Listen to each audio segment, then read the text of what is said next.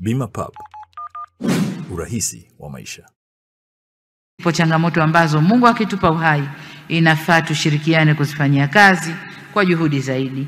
Kwa hapa nitagusia changamoto tatu kubwa. Ya kwanza, umakini zaidi kwenye ukusanyaji wa mapato na matumizi. Amesema waziri hapa kwamba bado hadi leo kuna watu, mbali na mifumo halali iliyowekwa na serikali ya kukusanya fedha kwenye halmashauri yetu au halmashauri zetu, kuna mifumo ya pembeni inaundwa inakusanya fedha hivyo hivyo, na fedha zile badala ya kuingia kwenye mfumo halali naingia mifumo ya watu binafsi.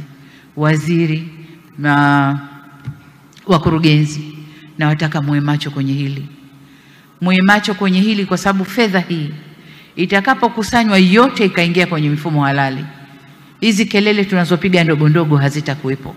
Tutakuwa na fedha ya kutosha ya kufanya shughuli zetu za maendeleo.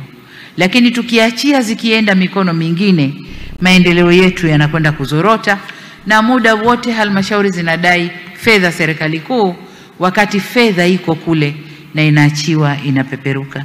Mheshimiwa Waziri, kama mmewabaini hawa watu, tafadhali sana, le jicho lako la huruma hapa hapana. Lakini wengine kama alivyosema wamethubutu kuja na risiti, lugha siku hizi risiti feki, lakini ni risiti za udanganyifu, sio risiti halisi. Huko wanakusanya mapato lakini kwa risiti zisizo halisi. Au kama mwagundua, waziri, hapa sina mswalie Mtume, ukishindwa kuwachukulia hatua hawa, takuja kukuita nikuuliza umefanya nini. Ukufanya kitu, mimi nafanya kwa wao na wewe, wao ambao umewasamehe na wewe uliyesamehe. Ndugu zangu, niwapongeze halmashauri, kwa kweli mnapaswa kupongezwa kwa kuongeza ukusanyaji wa mapato. Lakini muono wangu ni kwamba mnaweza mkafanya vizuri zaidi ya hapa mlipofika. Kama kuna fedha bado hazikusanywi, zinakusanywa kwa risiti feki, zinakusanywa kwa mifumo ya pembeni, mkiziba huko na mengineyo, mnaweza mkakusanya vizuri zaidi. Kwa nendeni kajipangeni, tukusanye vizuri zaidi. Aidha, udhibiti. Mimi naitwa Amina, ni mmiliki wa duka la nguo na vitu vya watoto.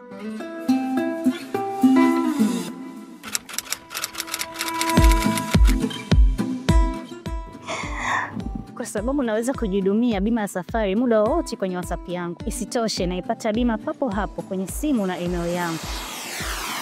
Upotezi muda wako. Napenda jinsi ilivyo rahisi kuhakiki bima hiyo.